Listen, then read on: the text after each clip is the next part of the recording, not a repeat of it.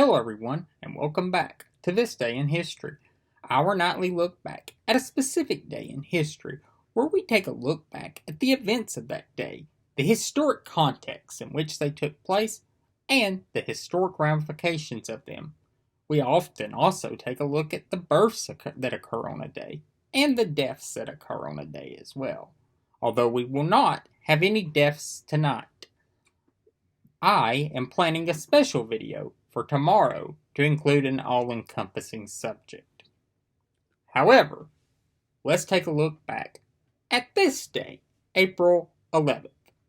And on this day in 1976, the Apple I was created by Steve Jobs and Steve Wozniak.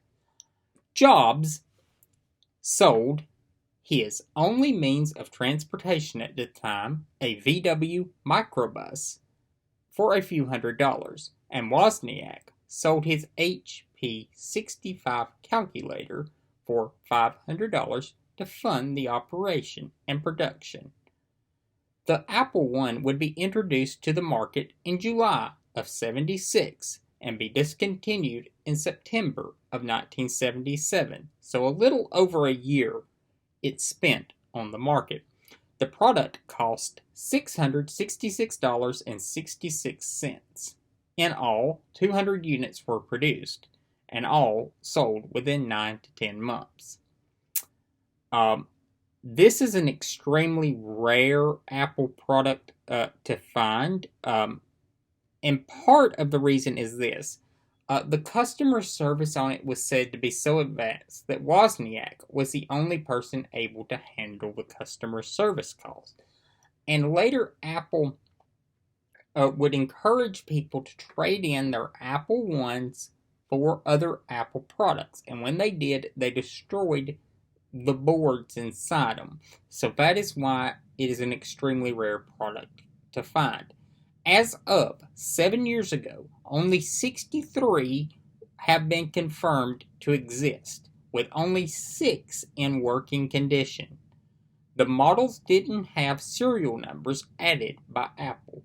Third-party sellers have affixed ID numbers to the products, and the products, as I said, were sold through third-party distributors, specifically a computer shop in California.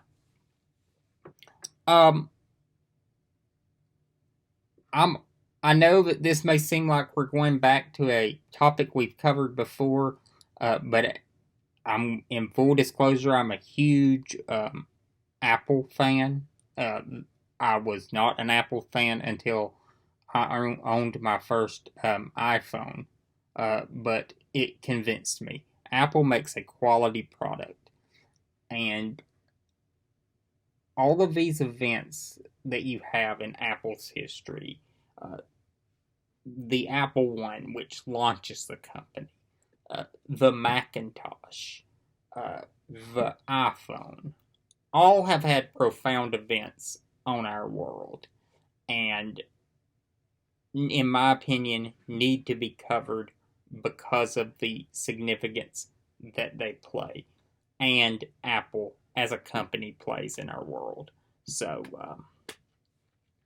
there's not a person alive today that's life has not been affected in some way by the events that occurred in California, specifically at Apple Computer, at all. I mean, you cannot convince me that there's not a person living today whose life in some way that has not been affected by Apple Computer or consequences of the decision Apple made.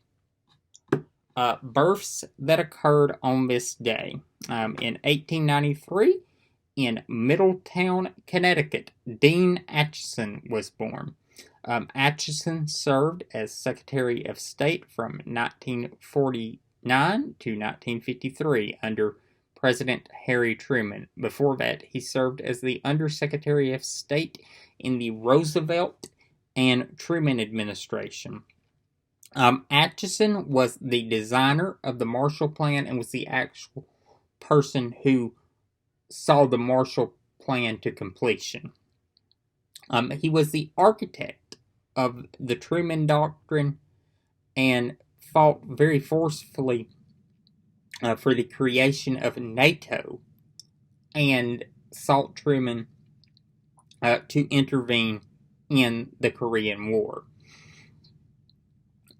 He, in my opinion, is probably one of the most important people in the United States government in post-war America, immediate post-war America, because he helped shape the post-war order that has mostly kept the world relatively safe since World War II.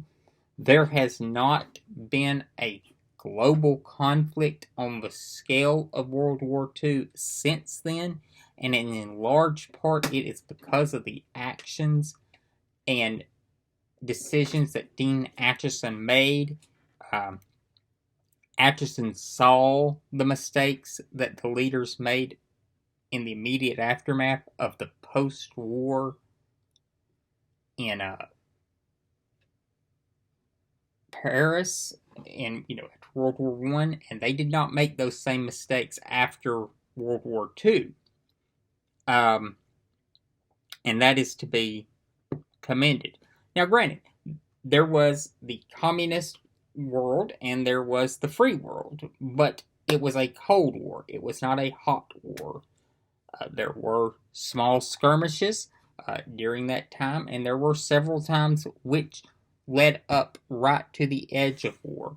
But for the most part, the post-war order held, and that is to be admired. Now, I will say this. It is very troubling to see that a lot of those institutions that were built up after that war are beginning to be questioned, and people are really talking radical things like disbanding them or leaving them. That would be a terrible fate, because you have a force in Russia right now that's greatest desire is to see the West falter and get the band back together.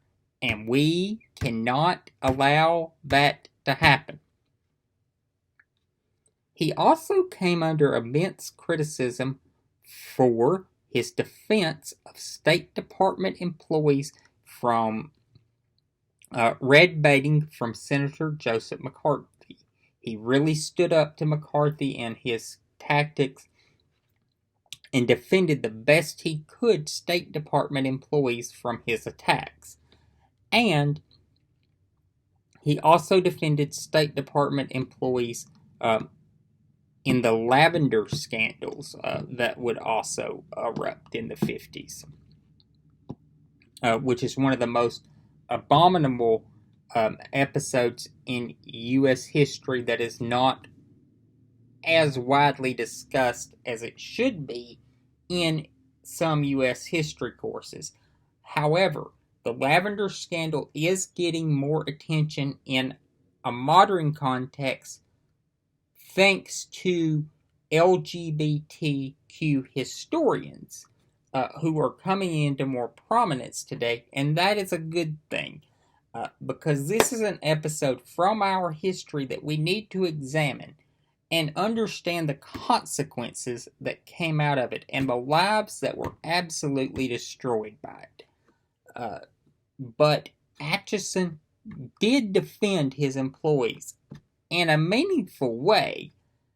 Although some of it wasn't successful, Acheson was defensive of his employees. And that says a lot when you have a Secretary of State who is willing to stick his neck out for the diplomats and the foreign service workers around the world risking their lives. That says a lot to those employees and also to a broader, in my opinion, civil servant community inside the government. That not only is he willing to stand up for the high-ranking officials. He's willing to stand up for the little civil servants. And that is important.